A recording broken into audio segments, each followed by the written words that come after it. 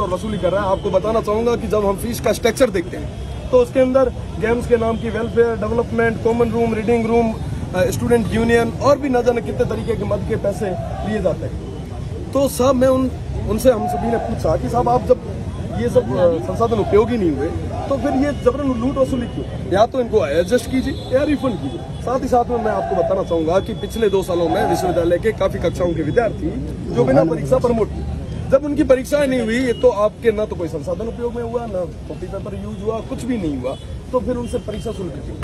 ग्रामीण क्षेत्र से आने वाला एक एक विद्यार्थी एक एक पैसे की कीमत जानता है।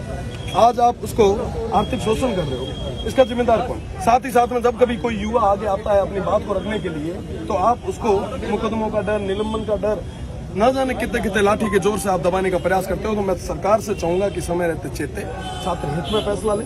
अन्यथा अगर समय रहते इन्होंने छात्र हित में फैसला नहीं लिया तो मानसून सत्र में विश्वविद्यालय के और समस्त पूरी छात्र शक्ति, राजस्थान भर की छात्र शक्ति एकजुट होकर विधानसभा का घेराव करेगी और जिसकी सारी संपूर्ण जिम्मेदारी सरकारों की रहेगी। युवा शक्ति तैयार है और हम सब छात्र शक्ति एकजुट होकर सारे भेदभाव को मिटाकर एक जाजम पे बैठे हैं, क्योंकि आज हमारे हित की बात है और हम हमारे हित की बात करने के लिए आज उपस्थित हुए थे। सारी जितने भी छात्र प्रतिनिधि है उसमें उन सभी से मैंने निवेदन किया कि आप आगे आओ, कदम रखो और आप अजमेर के लिए समस्त राजस्थान के युवाओं को एकजुट करके अपन इतिहास के अंदर पहली बार ऐसा होगा जब छात्र शक्ति सब तरीके के संगठन, पार्टी, जाति, धर्म, संप्रदाय सबसे उठकर एक छात्र शक्ति एक जाजम पर बैठेगी और अपने हक के लिए लड़ेगी। तो हमारी जायज मांगों को सरकार समय रहते सुने, चेते और छात्र हित में फैसला ले। धन्यवाद। रविंद्र भाटी, छात्र संगठन। 11वीं के रिजल्ट को लेकर कई प्राइवेट संस्थानों ने जैसे बैंकों ने उनके ऊपर शिक्षक किया। पवन भी आप अपने साथ में ले लेंगे शायद ये उनको हम चौक पे या आगे उनके लिए प्लेटफॉर्म नहीं उनके लिए सरकार जो शिक्षा मंत्री जी है वो निर्णय ले और किसी के साथ अहित नहीं हो, इसके लिए छात्र शक्ति को आश्वस्त करें। क्योंकि मैं आपको बताना चाहूंगा कि पिछले काफी समय से आप जेपी आंदोलन के बाद में किसी भी स्टूडेंट मूवमेंट को इन लोगों ने खड़ा ही नहीं किया। उसका कारण है उसको युवाओं को कभी संगठन के नाम पे, कभी पार्टी के नाम पे, कभी जात के नाम पे, कभी बात के नाम पे इन्होंने तोड़ दिया ताकि कोई युवा उठ के अपना विरोध दर्ज नहीं करा सके। और ये सरकारें तानाशाही हो रही।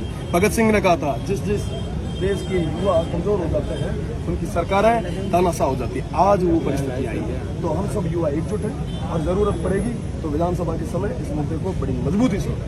ठीक, 1 मिनट सर, है ना, हम वापस नहीं भैया भैया एक बार क्या है इनकी मांग पूरी जो एक ज्ञापन के लिए दूर हो जाए भाई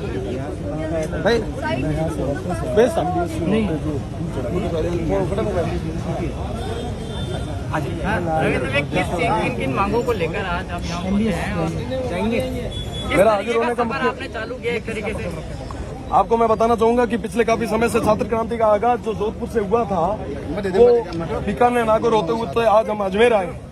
सब तमाम छात्र शक्ति जो अजमेर की छात्र प्रतिनिधि है उन सभी से हमने संपर्क किया और हमने उनको बताया कि आप सभी तरीके के दायरे छोड़कर आप एकजुट होकर आवाज उठाइए, छात्र हित में आवाज उठाइए। साथ ही साथ में मैं आपको बताना चाहूंगा कि जब पिछले 2 सालों से विश्वविद्यालय और महाविद्यालय किसी भी तरीके से जब खुले ही नहीं है तो आप उनसे खेल के नाम पे, स्टूडेंट यूनियन के नाम पे, लाइब्रेरी, लेबोरेटरी, न जाने कितने कितने तरीके के नाम पे ये आप जो पैसे ले रहे हो ये जब उपयोगी नहीं हुए तो या तो उनको रिफंड करो या रीएडजस्ट करो। साथ ही साथ में जो परीक्षाएं नहीं हुई है उन परीक्षाओं के नाम की शुल्क क्यों?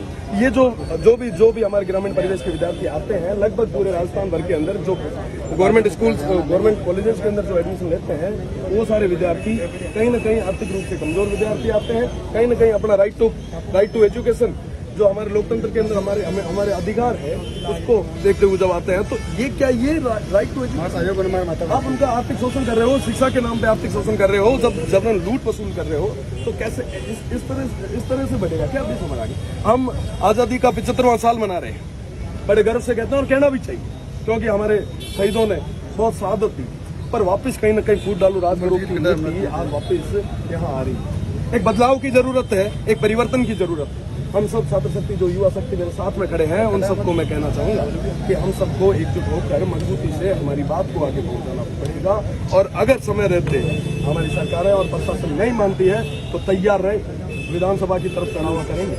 और जब उस समय उस तरफ जब चढ़ाई की तो दुनिया की कोई ताकत नहीं है जो आपको युवाओं से दूर कर पाएगी।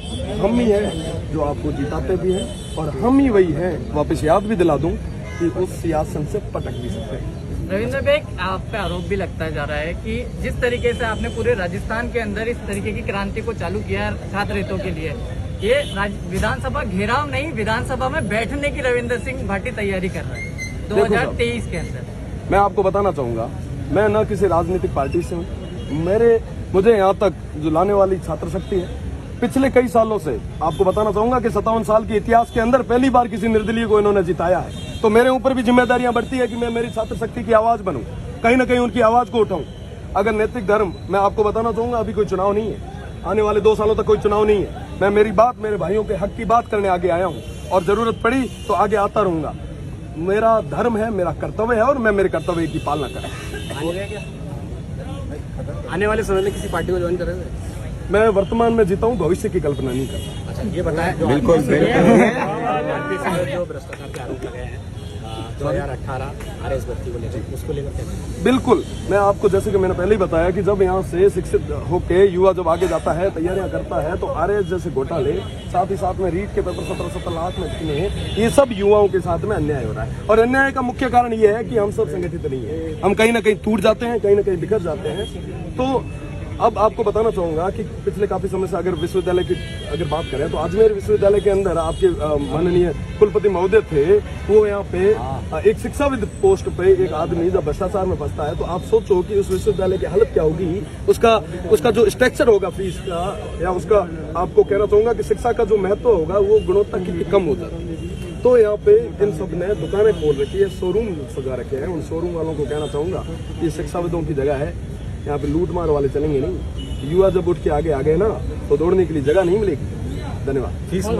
फीस की जो आपने माफी की मांग रखी है वो आगे नहीं पूरी होती है, फिर आगे क्या रणनीति है? विधानसभा घेराव करूंगा, आखिरी दम तक लड़ूंगा और मजबूती से लड़ूंगा और सबको साथ में लेकर मजबूती से हम हमारा विरोध दर्ज कराएंगे और सरकार झुकेगी। भैया, एक लास्ट क्वेश्चन, एक आपको भी कॉलेज से रस्टिकेट कर दिया गया है, उस चीज के ऊपर किस तरीके से JNU? मैंने उस दिन भी कहा था, मैं गोटे लाल बत्ती को नहीं है जो को आप खो सक ली है। मैंने यहाँ छात्र शक्ति वोट देर जिताई हुए जिके दिन है कि जाओ घरे जार बैठ जाओ, वो दिन घर जार बैठ जाओ।